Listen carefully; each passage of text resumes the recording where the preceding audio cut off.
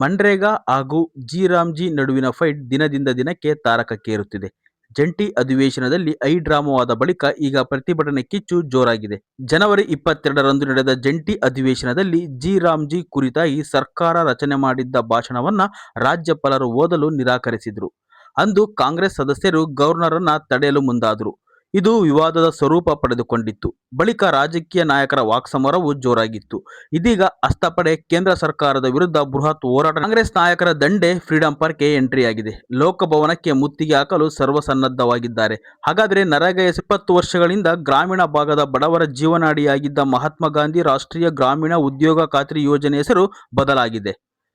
Viksit Bharat guarantee for Rozgar and Ajeevika mission ಅಂದರೆ VBG Ram ಎಂದಾಗಿದೆ. ಈಗ ವಿರೋಧ ಪಕ್ಷಗಳು ಆರೋಪ ಏನಪ್ಪಾ ಅಂದ್ರೆ ಹೆಸರು ಬದಲಾಯಿಸುವ ಮೂಲಕ ಮಹಾತ್ಮ ಗಾಂಧಿಯವರನ್ನು ಅವಮಾನಿಸಲಾಗಿದೆ. ಜೊತೆಗೆ ಮಹಾತ್ಮ ಗಾಂಧಿ ರಾಷ್ಟ್ರೀಯ ಗ್ರಾಮೀಣ ಉದ್ಯೋಗ ಖಾತರಿ ಕಾಯ್ದೆ ಕೆಲ ನಿಬಂಧನೆಗಳನ್ನು ದುರ್ಬಲಗೊಳಿಸಲಾಗಿದೆ ಎಂದು ಆರೋಪಿಸಲಾಗಿದೆ. ಮನರೇಗಾ 2005 ಮತ್ತು ಹೊಸ ಕಾಯ್ದೆಯಾದ ಜಿ 2025ರ ನಡುವಿನ ವ್ಯತ್ಯಾಸ ಏನಿದೆ? ಹಾಗಾದರೆ ಮನ್ರೇಗಾದಲ್ಲಿ ಹೇಗೆಲ್ಲ ಕೆಲಸ ಸಿಗ್ತಾ ಇತ್ತು ಗ್ರಾಮೀಣ ಪ್ರದೇಶದ ಜನರಿಗೆ, ಈ ಹೊಸ ಕಾಯ್ದೆಯಲ್ಲಿ ಏನೆಲ್ಲ ಬದಲಾವಣೆಯಾಗಿದೆ, ಜನರಿಗೆ ಇದು ಉಪಯೋಗನಾ ಅಥವಾ ಉಪಯೋಗವಿಲ್ವಾ, ಕೇಂದ್ರ ಸರ್ಕಾರ ಏನು ಹೇಳ್ತಾ ಇದೆ, ಕೇಂದ್ರ ಸರ್ಕಾರದ ನಿಯಮಗಳಲ್ಲಿ ಏನೇನಿದೆ, ಕಾಂಗ್ರೆಸ್ ಸರ್ಕಾರ ಯಾಕೆ ಅದನ್ನು ವಿರೋಧ ಮಾಡುತ್ತಿದೆ, ಇದೆಲ್ಲದರ ಬಗ್ಗೆ ಒಂದೊಂದಾಗಿ ತಿಳ್ಕೊಳ್ಳೋಣ ಫ್ರೆಂಡ್ಸ್. ಮನ್ರೇಗಾ 2005 ಮತ್ತು ಜಿ 2025 ಈ ಎರಡು ವ್ಯತ್ಯಾಸ ಏನಿದೆ ಅನ್ನೋದನ್ನು. ಮನರೇಗಾದಲ್ಲಿ ಪ್ರತಿ ಮನೆಗೆ ವರ್ಷದಲ್ಲಿ 100 ದಿನ ಕೆಲಸ ಕೊಡಲಾಗ್ತಿತ್ತು.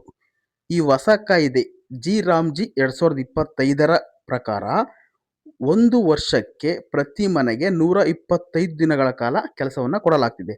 ಅಂದರೆ ಮನರೇಗಾ 2005ಕ್ಕಿಂತ 25 ದಿನಗಳ ಕಾಲ ಹೆಚ್ಚಿಗೆ ಕೊಡಲಾಗ್ತಿದೆ. ಎರಡನೆಯದಾಗಿ ಮನರೇಗಾ 2005ರಲ್ಲಿ ಒಬ್ಬ ಕೆಲಸಗಾರ ಕೆಲಸ ಕೇಳಿದರೆ ಸರ್ಕಾರವು ಅದನ್ನು ಕೊಡಬೇಕಿತ್ತು. ಅದಕ್ಕೆ ಎಷ್ಟು ಹಣ ಇತ್ತೋ ಅದನ್ನು ಕಂಪಲ್ಸರಿ ಕೊಡಬೇಕಿತ್ತು.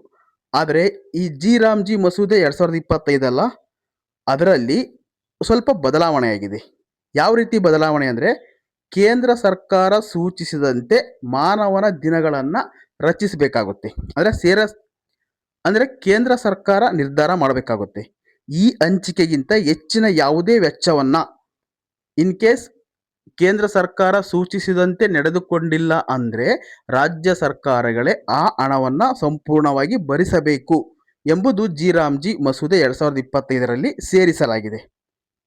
ಮನರೇಗಾ 2005 ಕಾಯ್ದೆ ಏನಿತ್ತು, ಆ ಕಾಯ್ದೆಯಲ್ಲಿ ಕೇಂದ್ರ ಸರ್ಕಾರವೇ ಸಂಪೂರ್ಣವಾದ ಅಂದರೆ 100ರಷ್ಟು ಹಣವನ್ನು ಕೇಂದ್ರ ಸರ್ಕಾರವೇ ಭರಿಸ್ತಿತ್ತು. ರಾಜ್ಯ ಸರ್ಕಾರ ಕೇವಲ ನಿರುದ್ಯೋಗ ಭತ್ಯೆ ಮತ್ತು 25% ಕಚ್ಚಾ ವಸ್ತುಗಳ ವೆಚ್ಚವನ್ನಷ್ಟೇ ಕೊಡಲಾಗ್ತದೆ. ಅದು ಹೇಗಪ್ಪ ಅಂದರೆ, ವೇತನ ಮತ್ತು ಸಾಮಗ್ರಿಗಳಿಗಾಗಿ ಕೇಂದ್ರ ಮತ್ತು ರಾಜ್ಯಗಳ ನಡುವೆ 60-40 ಅಂದರೆ ಕೇಂದ್ರ ಸರ್ಕಾರ 60ರಷ್ಟು, ರಾಜ್ಯ ಸರ್ಕಾರ 40ರಷ್ಟು ಭರಿಸಬೇಕಾಗುತ್ತದೆ.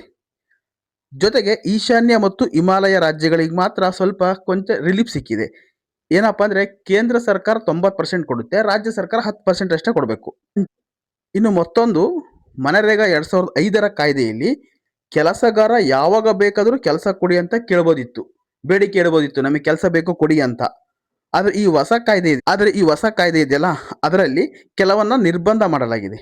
ಯಾವ ರೀತಿ ಅಂದರೆ, 6ನೇ ವಿಧಿಯಡಿ ಬೀಜ ಬಿತ್ತನೆ, ಕಟಾವು ಈ ಕೆಲಸ ಇರುತ್ತಲ್ಲ, ಅಂತಹ ಸಂದರ್ಭದಲ್ಲಿ 60 ದಿನಗಳ ಕಾಲ ನರೇಗಾದಡಿ ಕೆಲಸ ಕೊಡಲ್ಲ. ಸಂಪೂರ್ಣವಾಗಿ ದಿನಗೂಲಿ ಕೊಡ್ತಾ ಇತ್ತು. ಒಂದು ವೇಳೆ ಹಣ ಪಾವತಿ ತಡವಾದರೆ ರಾಜ್ಯ ಸರ್ಕಾರ ಪರಿಹಾರ ಕೊಡ್ತಿತ್ತು.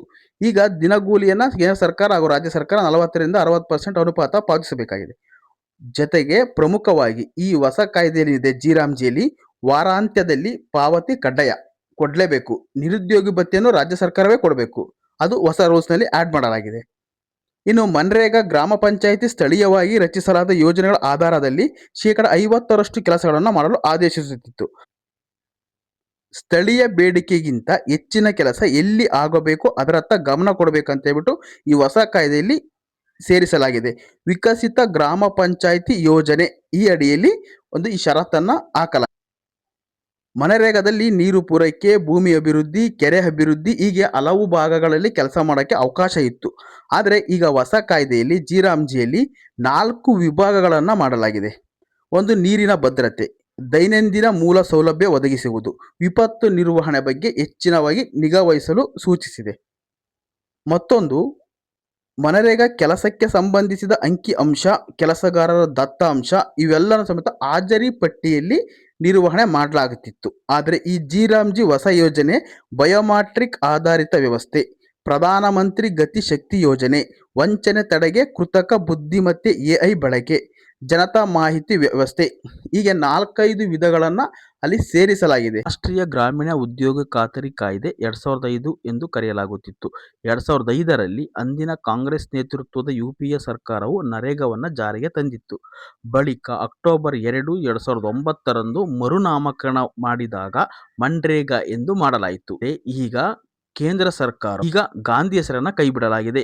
ಇದನ್ನ ವಿಪಕ್ಷಗಳು ವಿರೋಧಿಸುತ್ತಿವೆ. ಒಂದ್ ಕಡೆ ಕಾಂಗ್ರೆಸ್ ಪ್ರತಿಭಟನೆ ಮಾಡ್ತಾ ಇದೆ, ಮತ್ತೊಂದ್ ಕಡೆ ಬಿಜೆಪಿ ಕೂಡ ಗಾಂಧಿ ಭವನದಲ್ಲಿ ಪ್ರತಿಭಟನೆ ಮಾಡ್ತಿದೆ.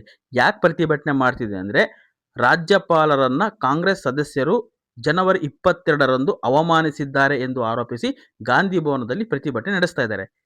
ಮತ್ತೊಂದು ಕಡೆ ರಾಜ್ಯಪಾಲರು ರಾಷ್ಟ್ರಪತಿಗಳೇ ಜನವರಿ 22ರಂದು ನಡೆದ ಘಟನೆ ಬಗ್ಗೆ ಸಂಪೂರ್ಣವಾಗಿ ವಿವರವನ್ನು ಕೊಟ್ಟಿದ್ದಾರೆ.